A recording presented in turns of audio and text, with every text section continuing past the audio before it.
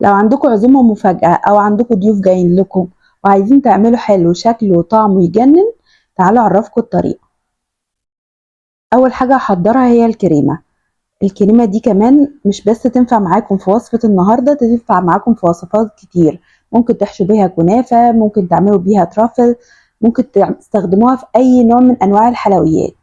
بجيب لتر من الحليب وعلى البارد بقلبهم مع بعض، بحط نص كوباية من الدقيق، نص كوباية من النشا، وعليهم نص كوباية من السكر. بفضل اقلبهم كويس مع بعض لحد ما اتأكد ان الدقيق والنشا والسكر امتزجوا مع الحليب خالص ومبقاش فيه منهم اي تكتلات. بعد لما اقلبهم كلهم واتأكد ان هم امتزجوا مع بعض، بضيف عليهم صفار من البطين. تقدروا تضيفوا البيضة كاملة، يعني تستخدموا البيضة كاملة، بس أنا بفضل إن هي يبقى الصفار بس عشان الزلال بتاع البيض ما يتكتلش كده في المزيج بتاعك.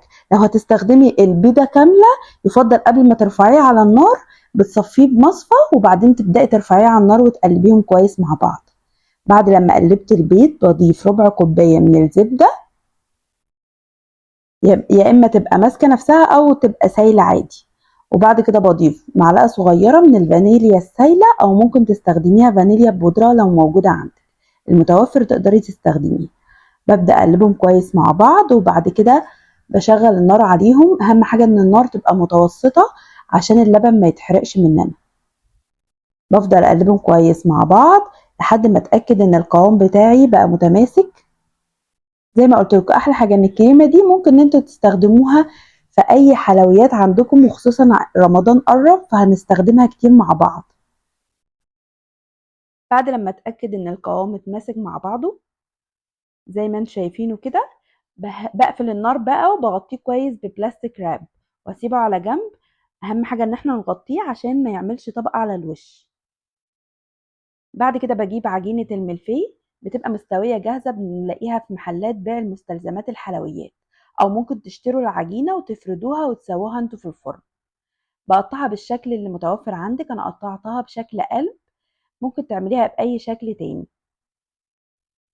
بعد لما قطعت القلب، هو العلبه بيبقى فيها 3 شرايح كده. بعد ما قطعتهم والمتبقي عندي ده هستخدمه، هتشوفه في اخر الفيديو هنستخدمه في ايه. بكسره كده وبشيله على جنب. بعد كده بجيب القلب اللي انا قطعته وبحط عليه الكريمه بعد ما حطيتها في كيس تزيين. بعد كده ببدأ بقى احط طبقه، وبعدين بحط طبقه من الكريمه، وبحط طبقه من الملفيه، وبعدين طبقه كريمه، وبعدين طبقه ملفيه. احلى حاجه ان انت تجهزيها قبلها بشويه وتسيبيها في التلاجة.